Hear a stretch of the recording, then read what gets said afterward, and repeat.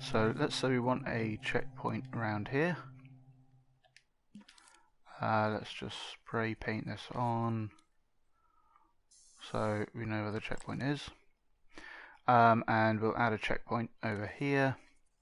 So that's this little pin thing, and it has its own zone and a respawn point, or respawn direction anyway. So you always respawn inside the center of the zone, but you can move the actual gadget out to wherever you like, so you can put this in a chip or whatever. Let's just put this in a chip like that. So now when you enter here, this checkpoint will be active, and any other checkpoints that were active before will be inactive. And then when you die and respawn, you'll respawn at that dot facing that way. So let's go and test that out. So before going into a checkpoint, you'll respawn at the original position that you started at in the scene, or that object started out in the scene.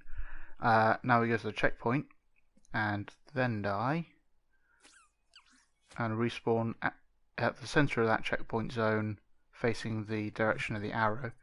And you can change the direction of the arrow by just dragging it around, but it can't look up and down, it can just look around.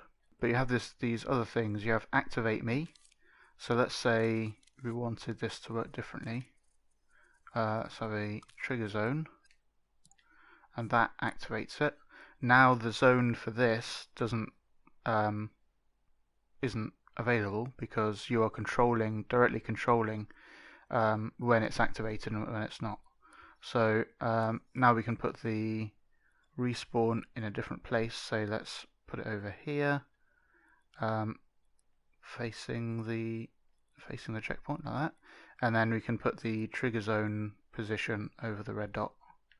So now if we run through it, that becomes active, and then we fall off, and we're being spawned in a slightly different place. We have currently active and just spawned also. So maybe you have some cool looking thing like that,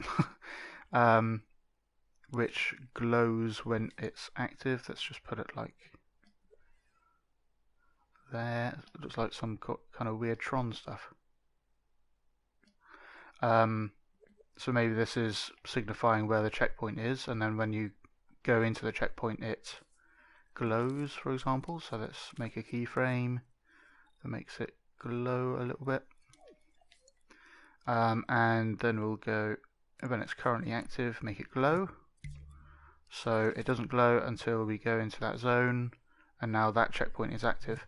Now if we make another checkpoint, if we just copy that over to here, then we can see that only one of them are active at a time. So if we go over here, now that one's active and the other one isn't active.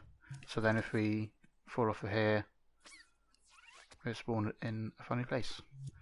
Do that, and we can also use the just spawned output, which is a pulse. So maybe we have some timeline, and we'll make this kind of go rainbow colors for a second. So we'll use an action recorder and hue cycle it like that, and we'll just put that on like that, so that when we spawn we'll play this through. We'll just put it onto once mode, so it'll just play through and stop. So now when you go into here, now it's active, and then we respawn and it goes through the colors, and that's it.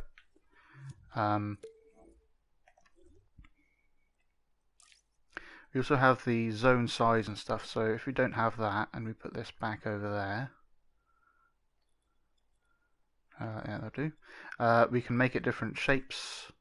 We can drag out the area and things. We can make it scene wide, so that it always activates for whatever reason you want to do that. And you have these zone size settings, just like a trigger zone. And that's it for how the checkpoint works. As for when to use them, so I tend to make invisible checkpoints that just help the player out instead of like showing it to the player and stuff. So this is a tricky area to get past because these big jumps.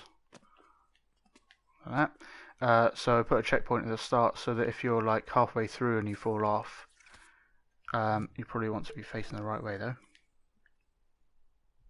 Then you're ready to go again as soon as possible, so that you're not, so that the player can get on and try again instead of just being frustrated, having to run through like half the level or whatever. But also after, like, say there's an easier jump or something, but they somehow miss it afterwards. Just for a fluke, they just accidentally happen to fall off. Don't make them go through like this really difficult part that they've already got through.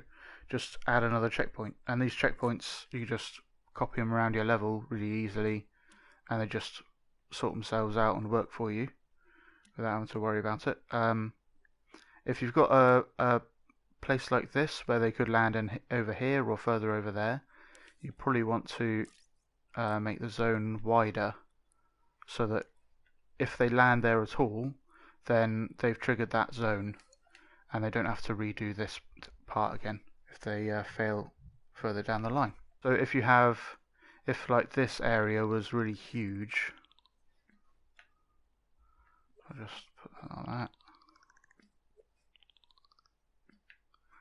If the player started, you probably wouldn't have it this bad, but if the player started way over there and it wasn't particularly interesting or difficult stuff all the way over here, then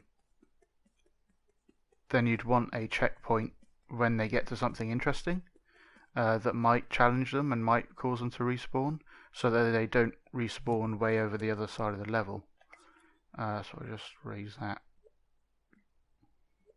like that and delete that checkpoint, because if they've gone through that more tedious section and then they fall,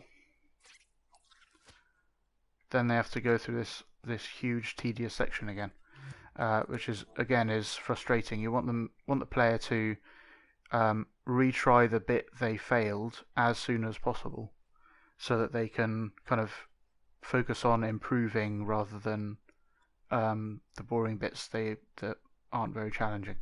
Alternatively, you can have it, if you want like a more tricky game, then you might want to reward them with a checkpoint that's like a physical visual thing.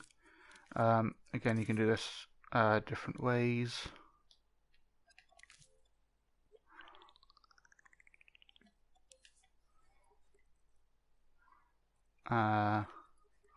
Like here's a nice weird way you can do it.